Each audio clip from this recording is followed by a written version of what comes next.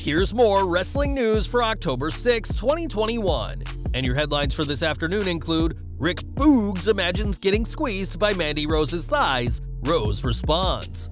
WWE star says he was behind the recent global social media outage. Bryan Danielson marks major career milestone.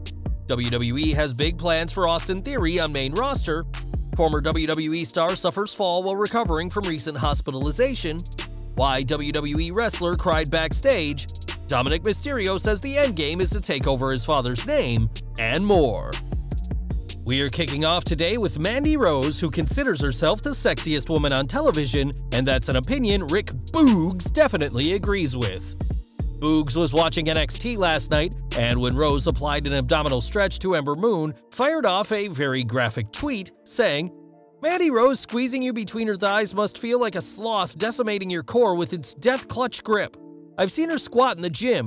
She's got some power."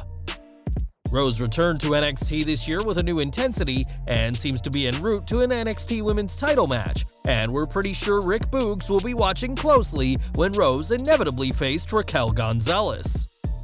If Boogs was watching anything other than Rose during NXT 2.0, he'll have seen Tony D'Angelo, who made his in-ring debut this week. In his first match, the Mafia-connected amateur wrestler defeated Malik Blade in what was also Blade's NXT TV debut. After weeks of teases, D'Angelo has arrived from WWE, and after impressing Cesaro, who said he likes the new superstar in a tweet, D'Angelo is looking to prove himself as an alleged, legitimate businessman in NXT 2.0. More from NXT as next week, Isaiah Swerve Scott will mark his first title defense as NXT North American Champion. Last night, it was confirmed that Scott will defend against Santos Escobar over 100 days after winning the title in June from Bronson Reed. With Hit Row drafted to SmackDown last week, it'll be interesting to see how NXT books the North American title, as a new champion may be crowned on next week's show. Earlier this week, there was a global social media outage as users of Facebook, WhatsApp, and Instagram were all unable to access their profiles. This outage ended after approximately 6 hours, much to the relief of billions of users, and now Mustafa Ali is taking credit for the outage. On Twitter, one of the few social media sites not affected, Ali claimed that he was responsible for the outage, sharing a picture of his alter ego as the SmackDown hacker. Ali's hacker character didn't last long, nor did his time as the leader of Retribution, but the newly drafted SmackDown superstar hasn't forgotten his hacking skills. Over to AEW, as Bryan Danielson has quickly taken the company by storm since his debut last month, and this week is celebrating a special anniversary. On Monday, Danielson recalled how this week marks the 22nd anniversary of his first professional wrestling match, in which he faced Brian Kendrick in San Antonio's Far West Rodeo on October 4, 1999. The former superstar added that it's been an amazing 22 years, but he believes the best is yet to come. After lengthy tenures on both the independent scene and WWE, Danielson is looking to reach the same heights, and time will tell what the next 22 years will bring for the former World Heavyweight Champion. Back to WWE, as Austin Theory was drafted to Raw this week from NXT 2.0 in what is his second main roster call-up. After leaving The Way, Theory re-debuted on Raw by snapping an in-ring selfie with Jeff Hardy before beating Jeff down and taking another selfie. Fans may have to get used to Theory taking down big names on the Red brand, as a member of Creative told Ringside News that WWE has big plans for Austin Theory. It wasn't explained what the plans are for him, but we already know that the 24-year-old former Evolve standout will be a heel. It'll be interesting to see who Theory targets next, especially on a show with a face WWE champion, as the company is strapping a rocket to the back of the young superstar.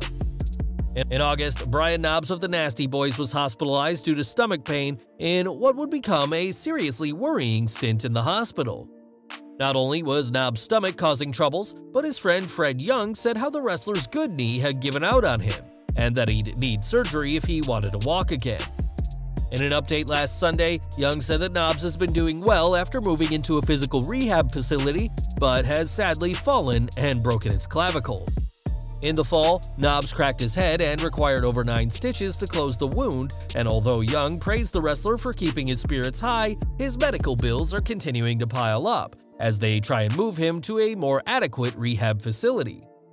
A GoFundMe has been created for Knobbs, which has raised $18,922 of its $20,000 goal, and we're continuing to send our best wishes to Knobbs during this very worrying time. More from Raw, as this week's show marked Night 2 of the 2021 WWE Draft, and it was the Red Brand who won big in the ratings. Showbuzz Daily reports that 1.856 million viewers tuned in for Night 2, the most since the August 30th show. In the 18 to 49 demographic, Raw had 680,000 viewers, earning a respectable .52 rating. Hour 1 of Raw started with 1.949 million viewers, which dropped to 1.902 in Hour 2 before bottoming out at 1.721 million in Hour 3. And although WWE still needs to find a way to keep audiences tuned in throughout the show, Night 2 of the Draft was a definite success for the Red Brand. In January 2018, Ricochet signed with WWE after a lengthy and successful tenure on the independent scene. One company the former US champion once called home is Lucha Underground, where he fought Rey Mysterio at Ultima Lucha 2 in 2016. Appearing on the With Authority podcast, the high-flying superstar called the match one of his favorites because of his respect for Rey, and said that he was in tears when thanking the former World Heavyweight Champion after the match. Ricochet said the tears kept coming when Rey said he wished Eddie could have met Ricochet, insisting that Latino Heat would have loved to have seen the former Prince Puma work. There's clearly a lot of respect between Rey and Ricochet, and with Mysterio being an innovator of the cruiserweight style in the US, we can't blame Ricochet for being overwhelmed after their bout in 2016.